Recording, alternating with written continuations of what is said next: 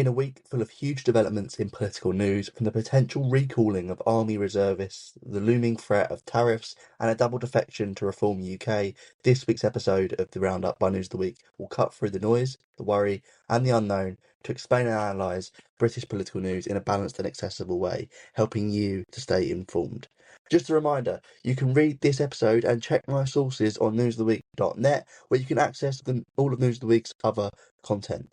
Let's start with policy change, though, where the BBC reported on potential changes to make it easier to call reservists up for war. The changes will affect the Strategic Reserve, the portion of the Reserve Army who are ex-military, and not those that are volunteers. But significant questions remain over funding and how effective this change will be.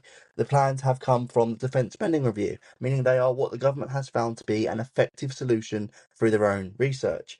They would mean the on-call period is extended from 5 years to 10 years, and reservists could also be called up during warlike preparations rather than just during times of national danger, as is currently the case. This would affect 95,000 reservists, effectively adding to the forces the UK could draw from if it needed to, and that would come into place next year.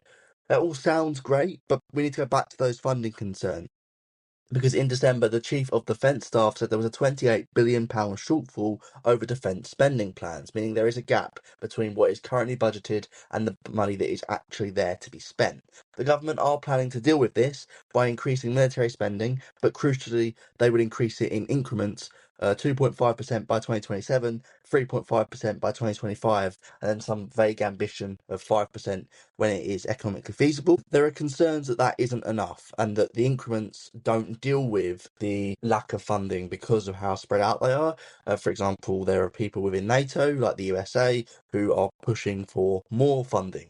But what that means is that, yeah, there are changes which should improve the UK's military capacity, but there are also still issues with funding and investment. And we've got the defence news covered, though. We'll move on to the announcement of support to help with the cost of living, covered by Joe Politics. Support will be delivered through two schemes, resilience funding, and one is called the Crisis and Resilience Fund, and the other is more simply named the Housing Payment. Don't be fooled, though, there are still concerns here as well about how it will be delivered. The Resilience Fund, whose name I can't spell, is effectively a £1 billion pot of money, a £1 billion pot of money that will be available to help low-income families, those who do and don't claim benefits, and that's for them to buy essentials. The other scheme, the housing payment, will just be restricted to benefit claimants. It will be used to help cover things like rent, as far as I understand it.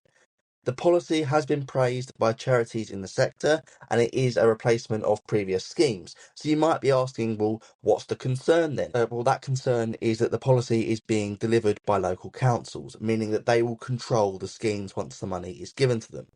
And since local councils vary in size, capability, unity, etc., etc., etc., there could be differences in the scheme and its effectiveness from area to area. And that leaves room for the intentions behind the policy to be undermined. So yes, while there is new assistance schemes, no, it is not plain sailing because we do not know how the provision through local councils could be affected. And that is not all for the policy change segment of this episode, though. Not yet. This is because of comments from Keir Starmer at the start of the week, which have led to speculation about a potential banning of social media for children under 16, and this was covered by The Times. They said Starmer has signalled support for a ban, and this comes after Starmer said he was looking at all areas of enforcement, including Australia's enforcement. And on that subject, you're probably aware of the ban in Australia. It covers a range of social media apps with some exceptions and applies to children under 16. It is the first piece of legislation in its kind in the world and seems to be backed by a correlation between a rise in mental health issues among kids when social media use starts. But despite there being a cross-party consensus in the UK as well, with the Lib Dems and the Conservatives backing plans of their own, these new comments from the Labour government represent a change in their stance on the issue. Since there are no details about this quote-unquote policy yet, I can't assess it on its merits and pitfalls, and I actually think I would be unqualified to do so given the psychological element behind it. But what I can do is talk about how likely it is that we'll see a social media ban with the information we've got at the moment. And given there seems to be cross-party support and that the government is now looking at the measure, there is no escaping the fact that a ban could be forced through the Commons and the Lords on a sheer numbers basis. That doesn't mean there won't be amendments or delays, and that doesn't mean we'll definitely see a ban, because as I said, there are no details available.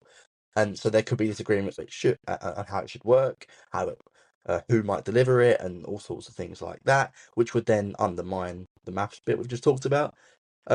It's also not clear how seriously the government are looking at a ban. What's also not clear is how it would affect these social media companies or the government's popularity, and these two things have mattered to their policy stances so far.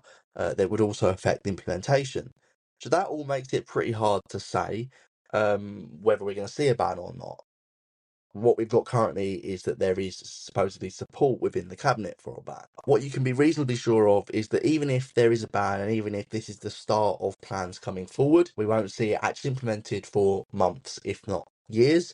That means we aren't very close to a ban at all, if there will be one. That was all the key news in policy change. We are barely getting started for this episode because there have been developments in foreign policy from start to finish this week. First up, there was news regarding a former British Prime Minister and Trump's plan for Gaza, or more clearly, The Guardian reported that Trump has appointed Tony Blair to his Board of Peace, but this news has been met with unease and confusion. Now, before we get into this story properly, I did a bit more of an in-depth explanation of the Board of Peace and the Gaza plan in the free written version of this episode available on newsoftheweek.net, which you can go and read. That is at newsoftheweek.net. But the Board of Peace is an organisation set up by Donald Trump to oversee the redevelopment of Gaza and the cessation of fighting in the area. Its remit seems to be similar to how a UN peacekeeping operation would work, except it is being led by the USA, and that comes with controversy. But up until now, there has only been speculation over who will sit on the influential board. And this week, some of that speculation has come true with the appointment of Tony Blair. The former PM was defined by action in the Middle East and whose work afterwards has been partly focused there. Announcements this week mean that he will be joined by Jared Kushner, who is one of Trump's advisors and is also his son-in-law. That pair will be joined by Marco Rubio, who sits in Trump's cabinet. And also on the board will be the president of the World Bank, and Steve Witkoff, who's Trump's envoy to the region.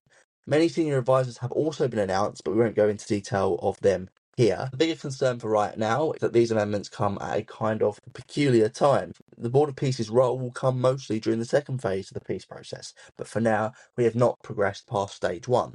There are concerns about aid, both sides' commitments to a ceasefire, and the return of the last hostage by Hamas, and all those things are basically leading to people wondering why these announcements have come now instead of when this process has concluded. All that means is that while progress continues and to be made in Gaza, there are concerns about the extent of progress and the methods that progress is being achieved through. There was also foreign policy news that directly affected the UK this week. For example, The Times reported that European allies have voiced concern over the UK's military budget and its capacity. So as we were talking about earlier on in the episode, there is currently a budget shortfall in military spending. At this, the deployment of British troops to the Far East and the talk and actual deployment of troops in Greenland are the context behind behind the comment the Times covered. They noted that there were a number of officials across Europe who have commented on the UK's capability. One called it a big problem. The other one said the army was too small, and a third said the UK needed to get its priorities straight. This third, though, was also confident the UK would make what they described as the right decision. In response, the government has defended its planned increases. Remember the 2.5 and 3.5% of GDP ones? Yeah, those. The government also said it was the third highest spender on military in the region, and that those spending increases we just talked about amounted to the largest sustained increases since the Cold War. Unfortunately for the European officials, this means that without an unplanned change of tack from the government, we won't see more increased investment until those planned increases are actually implemented. Now, after the talk of Gaza and the UK's defensive capability, a rational place to turn to and talk about is Greenland. Reaction and concern over Trump's plans in the region have been a feature in British political news for 3 weeks running, and as a consequence, a feature in the roundup as well. Now, this week, Trump threatened various European nations with 10% tariffs over their defence of Greenland. He posted on Truth Social saying that the UK, France, Germany, Norway, and Sweden are playing a very dangerous game with consequences that would be untenable and unsustainable. That reaction was seemingly prompted by the nations mentioned defending Greenland's status as part of Denmark last week, which was followed by sending a small number of military personnel to the region, as we discussed. Now, obviously, this is a major development and it will affect the USA's trading relationship and strategic relationships with the EU and the UK, who are usually allies to the USA. But questions remain over how it will affect the UK.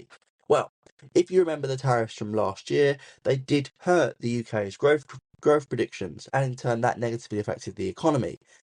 Without going too much back into the events of last year, since they aren't directly applicable, it seems the new tariffs will follow that trend in that there'll be a negative impact on growth. The possibility of that is made more likely by the UK not being able to cut a deal this time round to limit the adverse effects. But in terms of policy, that basically leaves the UK with two options. In terms of policy, this basically leaves the UK with two options. One would be to tariff back, which would probably hurt businesses or families. And the second option is to trade elsewhere, like with European partners. Trade with the EU was in last week's episode and has been a feature of the government's plans for a few weeks or months now. And the fact that the impact from these tariffs will be shared or experienced in other European economies too, that seems like the more likely option. So that means while we will see tariffs implemented from the USA, the UK is not likely to tariff back, and it seems more likely that there will be increased trade with the EU, the sort of thing we heard about last week in last week's episode. But with that big hitter of a story out of the way, let's move on to general politics, where the dominant stories this week were that 2 Tories defected to Reform UK. First, HuffPost reported that the former Chancellor Nadhim Zahawi defected in what they called a major win for reform. This was likely deemed a major win because of the experience Zahawi has in office as a Conservative minister of 4 different departments between 2018 and 2023. In 2023, he was sacked after breaking the ministerial code. Now, while the defection grants reform extra experience and notoriety, it also compounds the criticism that they are quite quickly becoming a party of ex-Tories, which is levelled by many in British politics. Also, the fact that Zahawi was sacked over a scandal won't look good on them either. The Tories, as you might expect, criticised the defection and basically took aim at Zahawi's loyalty and the amount of Tories in Reform UK. This was not the biggest defection this week, though, as The Independent reported on Robert Jenrick's defection. After being sacked by Kemi Badenoch on social media after she said that she found irrefutable evidence that he was planning to defect, Jenrick joined Reform UK. Farage noted that the defection was not going to come imminently prior to Jenrick's sacking, and therefore thanked Badenoch for her help in reuniting the centre-right by putting Jenrick on a plate. The additional defection from Jenrick both compounds both the benefits and pitfalls which we discussed about Zahawi. The added experience, the notoriety, but also the problems with there being Conservative people in Reform UK. The only difference here is that Jenrick was a serving shadow cabinet minister and had influence within the Conservative Party, so we could see more defections still, but that is unclear. Also worth discussing this week, though, was the news from LBC that Reform UK are taking legal action against the government over their plans to delay local elections. Now, LBC noted more than 12 councils have asked the government to delay their elections due to be held on the 7th of May. This is while the Association of Electoral Administrators suggested the exact number was 16. In any case, of those reported numbers, Reform UK leader Nigel Farage said on social media that 29 councils have asked for delays, and that these delays affected 3.9 million people. Reform's legal challenge over the delays would be over the effect it has on local campaigning. It doesn't look like it's contesting the postponements themselves, just their effect in the current format that they're being delivered in. Also, while it would temporarily block the delays, this, like I say, would be temporary, and it would result in only a delay to the government's plans rather than a complete blockage of them. Overall, though, While it isn't clear what the court decision will be, Reform UK are trying to delay the government and their plans to delay elections. But this is more than likely to just be temporary, and what I'm saying is the changes are really likely to still go through. Anyway, that is all the news I'll be covering this week. I hope you found the coverage of these stories useful and that you'll consider liking and subscribing and coming back next week. Remember to check out TikTok, Instagram and YouTube Shorts for all of the other News of the Week content, and you can find the written version of this script with more detail and my sources on newsoftheweek.net. The roundup will be back next week with some more news, but for now, thank you for watching and have a good week. Bye.